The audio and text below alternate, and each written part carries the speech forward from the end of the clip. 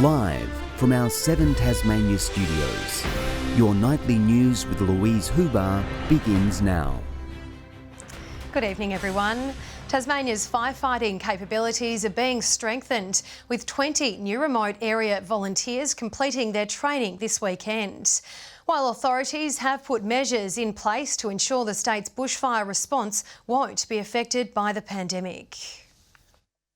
These volunteers training to fight fires in some of the state's most remote locations.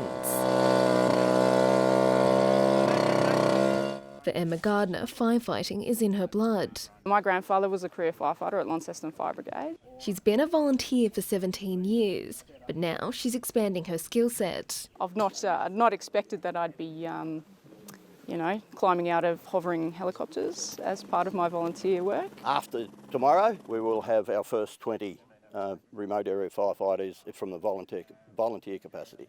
A further 10 will complete their training in the north in the coming weeks. The specialised group are part of a commitment to strengthen the state's capabilities after a review into the 2019 bushfires. The capacity's larger and the skill sets are better. But it's not just the threat of fires causing concern.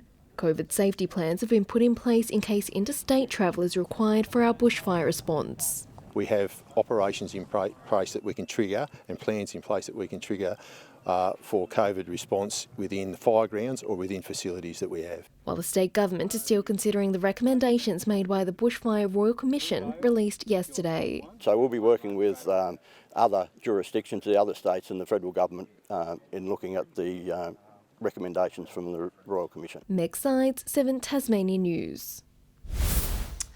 Tasmania's Premier has backtracked from comments he made yesterday after facing questions over the transparency of hardship grants. Peter Gutwein had claimed his family didn't receive any funds. No. And in fact, I was asked that question yesterday and I made it perfectly clear. But says after speaking with his sister, he now understands she and her husband received a $2,500 emergency grant when their business closed at the start of the pandemic. They also received a small business continuity grant of $750. 24 Tasmanian survivors of sexual abuse have now received compensation. The Anglican Church paying out more than $3.5 million in claims through the National Redress Scheme. It doesn't take away the pain of survivors of sexual abuse, but it does go some way to helping people make sense of what's happened to them and help them with some of the losses that they've experienced. The Anglican Diocese has also revised its estimated liability under the scheme up to $23 million. It's now examining how it will meet the increased financial commitment. Salamanca Markets' smaller replacement has grown, with double the amount of sellers lining the street today. 170 stallholders can now trade, with up to 1,000 people able to attend the weekly event. Opening hours have also been extended and extra space has been added to accommodate social distancing requirements. It follows Tasmania's borders opening up to most jurisdictions. With entries now closed for one of Australia's most iconic races, skippers are gearing up to take on the end-of-year sailing sensation. Organisers of the Sydney-Hobart yacht race say more than 100 boats will hit the water in a COVID-safe event. An adrenaline-fuelled event setting sail with emotions running high at the finish line. No celebration. For this local skipper, taking part in the Sydney-Hobart yacht race is an experience like no other. The best part's probably the finish, actually making it home, and just what you get when you come into the wharf, all the people cheering and clapping and all that sort of stuff, knowing that you've made the big effort to actually get here. He's testing the waters in preparation to take on the Launceston to Hobart, which races alongside the Sydney-Hobart. And we've been out today doing a bit of crew sailing and a bit of crew training, so we're trying to get everybody sort of up to speed. Yes, really looking forward to it, so yeah, very, very happy that it's going ahead. Entries for the 76th annual race officially closing on Thursday, with 103 boats signed up, including 5 Tasmanian teams. We knew we didn't have any international entries, that was highly unlikely, and we're even concerned about the level of what interstate participation might be. We're just very excited to have so many boats in the race this year. Usually attracting masses of onlookers, organisers are continuing to prepare for a different looking event, strongly focusing on hygiene, contact tracing and social distancing. Except you see massive congregations normally on all the headlands and around the shores. And I think that's one thing that we'll need to be very careful with this year. It'll make it a different year. But despite the changes, those in the community say it's a relief the sailing highlight is still taking place. Hobart's an iconic place to be at Christmas time, and the sailing community's really got behind the sailing because they've been able to get out in the fresh air and enjoy it. Ruby Kamain, 7 Tasmania News. A family fishing for flathead near Bridport got more than a feed when they headed out today. 4 whales and numerous dolphins surrounded their boat. The lucky onlookers were even greeted with what looked like a wave from one of the whales. Hello. He's waving. Hello.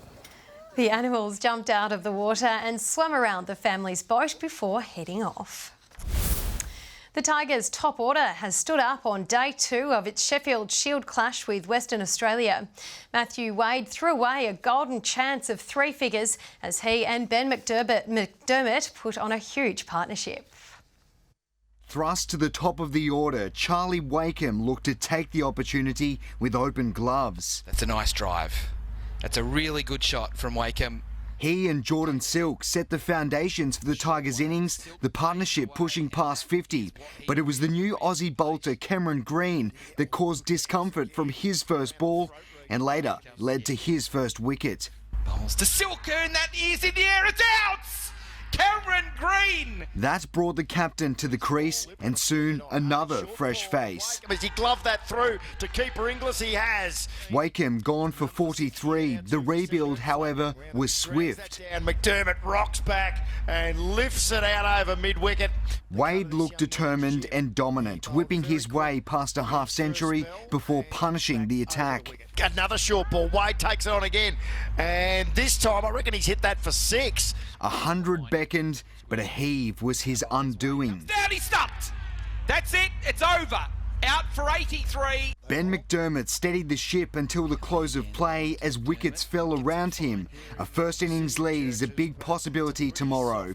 Meanwhile, for the second time in less than a week, rain has disrupted the Hurricanes in the WBBL. The side had a dream start against the Brisbane Heat, taking a wicket on only the second ball of the match. Bowled, second ball. Fantastic. The reigning premiers fought back with the bat, flying to 2 for 80 before the skies opened up. Garth Burley, 7 Tasmania News. Women's football is continuing to grow across Tasmania, with the Hillwood, Deloraine and Longford teams to join the NTFAW next season. Football bosses believe interest at the grassroots level has swelled during the pandemic. It's a reflection of how buoyant women's footy is in the local community. It's a dynamic space and everybody wants to be involved at present. It's amazing, and there's lots of people that are already wanted to get involved. The association believe the extra 3 teams will only strengthen the competition for the coming years. Clarence Zebras are through to the Women's Statewide Cup final after knocking out Kingborough in a crushing 3-0 win. After a clumsy clearance from the Lions goalkeeper, the Zebras were gifted a goal on the stroke of half-time. The goals kept coming in quick succession after the break. Ali Berry pounced on a loose ball in the goal circle to sink Kingborough's hopes. That would absolutely ice it, and there it is. It's Ali Berry, 3-0, and the Clarence Zebras will be returning to this venue in 7 days' time. They'll face the winner of Olympia and South Hobart tomorrow. There were thrills and spills and probably plenty of bruises tonight as a unique sport rolled into Launceston for the first time in 3 years. Roller derby players from across the state battled it out at Elfin Sports Centre for a one-off event. Not for the faint-hearted, organisers say the physical sport has boomed over the past 2 years. We've had a huge influx of beginner intake this year, which has been fantastic. If it wasn't scary enough for onlookers today, it was also a Halloween-themed event. Good evening everyone. A sunny 20 degrees in Launceston today, Hobart and Burnie 19 and 17 in Devonport. Friendly Beach is reaching the state's top today with 23 degrees, St Helens and Ouse 22, 21 in Smithton and Flinders Island, Low Head and Liaweenie all 18. Small coverage of cloud can be seen around the northeast, west coast and Flinders Island today, with mostly sunny conditions elsewhere. Further out, a mass of cloud and thunderstorms can be seen swirling around a low pressure system over New South Wales, with low cloud over South Australia and coastal Victoria. Convective cloud sits along the Queensland coast. Tomorrow's chart shows the high moving over Tasmania throughout the day as it extends a ridge into Victoria and South Australia. Surface troughs continue to linger around the north of the country. Variable winds tomorrow, reaching 5 to 15 knots with afternoon coastal sea breezes. 17 in Hobart tomorrow, cloudy and 17 in Richmond, 20 degrees in Ouse. Partly cloudy and 21 in Launceston, 18 in Devonport and Deloraine. Mostly sunny and 18 in Burnie tomorrow, Strawn 18, Curry 16 and partly cloudy. And 16 in St Helens with possible showers, Swansea 16 and 19 in Whitemark. And the UV tomorrow is very high across the state. Looking on to Monday now, partly cloudy with morning fog patches. Mainly fine on Tuesday with light winds. And on Wednesday, showers about the west and south with possible showers elsewhere. Showers and 21 in Perth tomorrow, sunny in Adelaide, Melbourne 18 degrees and sunny and 33 in Brisbane and Cairns. And currently Hobart and Launceston both 16 degrees and partly cloudy, and Devonport sunny and 16. And that's all the weather tonight, Lou. And that's all your news for this Saturday evening. Thanks for joining us. Good night.